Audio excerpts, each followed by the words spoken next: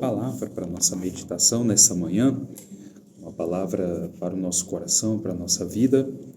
Ela se encontra no livro do profeta Isaías, capítulo de número 53, versículo de número 4. A palavra de Deus diz assim, em Isaías 53: verdadeiramente Ele tomou sobre si as nossas enfermidades, e as nossas dores levou sobre si. E nós o reputávamos por aflito, ferido de Deus e oprimido.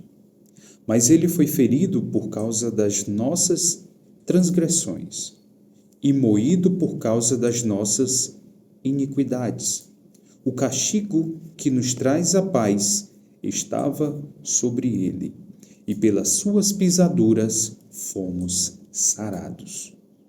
Todos nós andávamos desgarrados como ovelhas, cada um se desviava pelo seu caminho, mas o Senhor fez cair sobre ele a iniquidade de nós todos.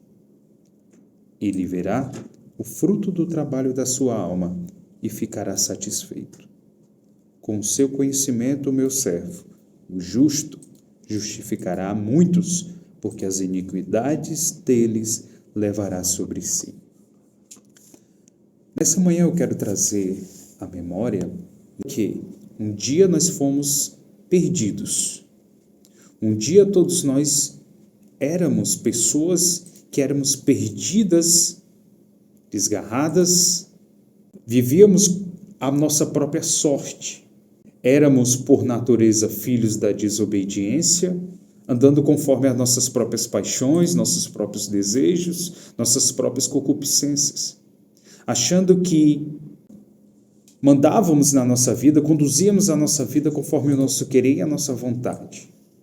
Mas nós fomos alcançados, nós fomos resgatados, nós fomos salvos por um Cristo misericordioso, por um Cristo amoroso, que se sacrificou e renunciou sua glória para habitar e andar no meio de homens imperfeitos, e no meio desses homens se entregar até a morte, a derramar sua última gota de sangue, para poder efetuar tão grande, plena, perfeita e consumar essa salvação sobre nossas vidas. Por isso o profeta Isaías, nesse capítulo de número 53, ele profetiza a respeito do período mais doloroso a respeito de Cristo, a respeito do Senhor Jesus. Ele fala a respeito do período da sua paixão.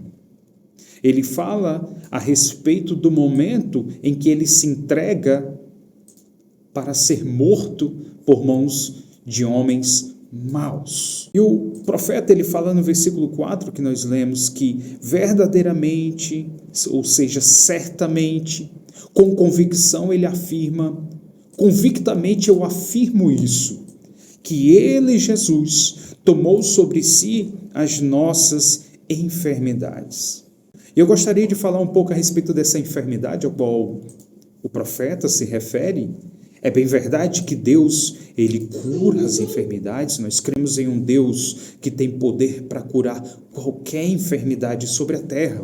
Enfermidade física, doenças físicas que são acometidas sobre homens e mulheres todos os dias. Deus, ele tem poder para curar e curar você até agora, se ele quiser, aonde você estiver. Mas há uma questão que tem que ser levantada e ser discutida e conversada, que a enfermidade do corpo, ela oferta perigo apenas para o corpo. A única coisa que ela pode fazer, no máximo, na pior hipótese, assim, considerando, é que a enfermidade ela pode tirar a vida do ser humano.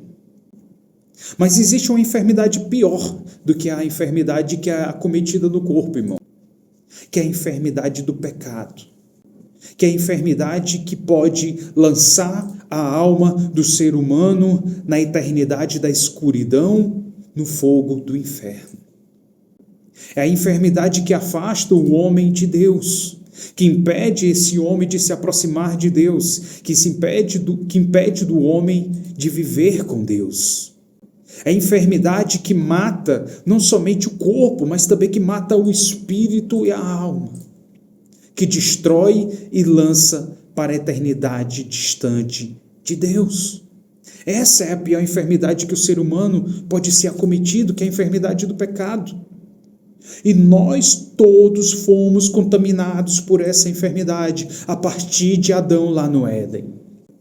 Quando Adão e sua mulher Eva caem no jardim do Éden, cometem o pecado original, ali é a pior enfermidade que poderia ser acometida na raça humana. Ela penetra na alma do ser humano, contaminando todo homem e toda mulher a partir de Adão. Então todos nós, no nosso nascimento, nós somos gerados em pecado, assim como o salmista Davi confessa a Deus na sua canção em oração. Só que Cristo, sabendo disso, sabendo que nenhum de nós poderíamos pagar o preço justo para redimir e resgatar nossa alma desse preço de pecado, desse pecado, dessa queda original, do pecado original. Jesus, sabendo que nenhum homem, por mais bom que ele seja, nenhuma mulher, por mais boa que ela possa ser, por mais que ela seja uma boa pessoa, um bom cidadão, seja um bom pai, seja uma boa mãe, seja uma boa pessoa sobre a terra, ainda assim ela não pode pagar por si própria o preço de seu pecado e resgatar a sua alma. Então Jesus, sabendo disso, ele vem e opera o maior milagre da história da humanidade, que é o milagre de redimir nós da nossa enfermidade da alma, que é nos curar da enfermidade do pecado. Deus curou a mim, Deus curou a você que está nos ouvindo nessa manhã. Deus pagou o preço pelo resgate dessa sua enfermidade. Hoje nós podemos dizer que somos curados do pecado, nós fomos resgatados, redimidos por preço justo. Mas quando falamos nesse preço justo, não foi um preço qualquer. Não foi um preço que foi pago em dólar, não foi um preço que foi pago em euro, não foi um preço que foi pago em barras de ouro, não foi um preço que foi pago trazendo para a atualidade em bitcoins, não foi preço que foi pago em ações, foi um preço que, se você reunir todos os bitcoins, se você reunir todas as barras de ouro da terra e juntar com todo o valor de dólares e mais euros, ainda assim não consegue se aproximar do preço que foi pago pelo resgate da sua alma, que foi o preço de um justo, que foi o preço de um santo, que foi o preço do Cordeiro de Deus que tira o pecado do mundo, que foi o sangue de Jesus Cristo na cruz do Calvário. E ele fala isso, o profeta Isaías, ele diz, versículo 5, ele foi ferido por causa das nossas transgressões, e ele foi moído por causa das nossas iniquidades. Ou seja, aquele chicote, a zorrague, que foi lançado sobre as costas de Jesus, aqueles cravos, as mãos dos romanos que pregaram com aquelas marretas, os cravos nas suas mãos e em seus pés, ali estava o preço, o peso da nossa iniquidade, das nossas transgressões sendo ali esmagadas sobre as mãos e sobre os lombos de Jesus. As nossas iniquidades, as nossas transgressões estavam sendo depositadas em Cristo naquele dia, naquela sexta-feira. E o profeta, sendo inspirado pelo Espírito Santo de Deus, ele define da melhor forma possível para que você nessa manhã, onde você estiver, você possa se alegrar, você possa se regozijar, você possa receber essa palavra e tomar posse dela, porque ele diz no versículo 5 que o castigo que nos traz a paz estava sobre ele. Hoje nós temos paz com Deus por causa do sacrifício de Cristo na cruz do Calvário. Hoje nós temos a paz de dizermos que somos salvos em Cristo Jesus, resgatados em Cristo Jesus por causa de seu sangue derramado na cruz do Calvário. Hoje nós temos paz para celebrarmos com Deus, com nossa família, com nossa igreja, com nossa comunidade cristã. Aonde nós estivermos, nós podemos celebrar, cantar, louvar, glorificar o nome de Jesus, porque Ele operou tamanha salvação em nossas vidas. Esse castigo não estava sobre mim. Não há nada que eu pudesse fazer para salvar a mim mesmo. Não há preço nenhum que eu pudesse ofertar para poder trazer essa paz sobre mim. Mas Ele ofertou na cruz do Calvário um preço para te dar paz, para te sarar, para te resgatar, para te redimir do pecado, te resgatar do pecado, das garras do pecado, porque Ele fala no versículo 6, todos nós. Quando ele fala todos, ele abrange toda a raça humana. Todos nós estamos incluídos. Quando ele diz, todos nós andávamos desgarrados como ovelhas. Cada um se desviava pelo seu caminho. Trazendo para a nossa vida, é que longe de Cristo, cada um de nós seguimos aquilo que nós achávamos que era correto, que era certo. Cada um de nós vivia de acordo com a nossa própria filosofia. Cada um de nós achava que mandava no nosso próprio nariz, na nossa vida, no nosso amanhã. Ou você nunca disse, o meu amanhã eu quem faço. A minha vida ninguém manda, eu quem mando. Em mim, ainda está para nascer quem manda em mim. Todos nós um dia andávamos dessa forma, achando que éramos senhores de nós mesmos. Logo, éramos ovelhas que andávamos sem pastor, sem cuidado, sem trato, sem caminho a prosseguir. Andávamos na escuridão, mas eis que surgiu o pastor e bispo de nossas almas. Jesus Cristo de Nazaré, o bom pastor. Porque o bom pastor é aquele que dá a vida por suas ovelhas.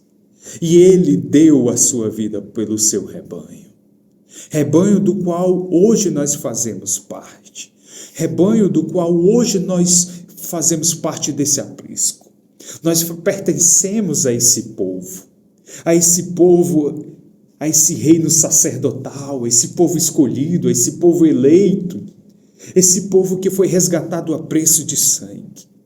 O Senhor Jesus, como bom pastor, saiu andando pelos vales e campinas e desfiladeiros e abismo do qual nós ovelhas andávamos correndo perigo de cair e nos resgatou. Saiu nos colhendo com seu cajado, saiu nos trazendo, nos recolhendo os 4 cantos onde estávamos para pertencermos ao seu povo.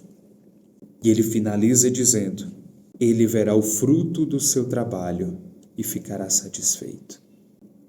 O meu servo justo justificará a muitos, porque as iniquidades deles levará sobre si.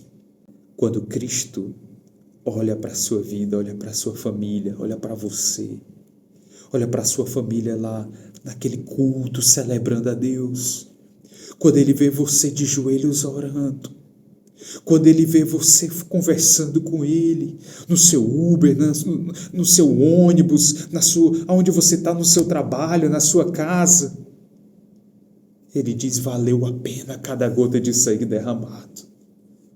Valeu a pena porque Ele fica satisfeito com o trabalho da sua alma. Um justo morrendo por injustos para satisfazer a justiça de Deus. Um santo que morreu por pecadores para os santificar e os reconciliar com Deus, para que naquele último dia Ele possa apresentar esse povo a Deus. Deus nos curou da enfermidade do pecado. Deus nos deu paz, Deus nos reconciliou, Deus nos justificou, Deus nos santifica dia após dia para nos apresentarmos diante dele naquele grande dia. Deus em Cristo abençoe a todos os nossos ouvintes nessa manhã.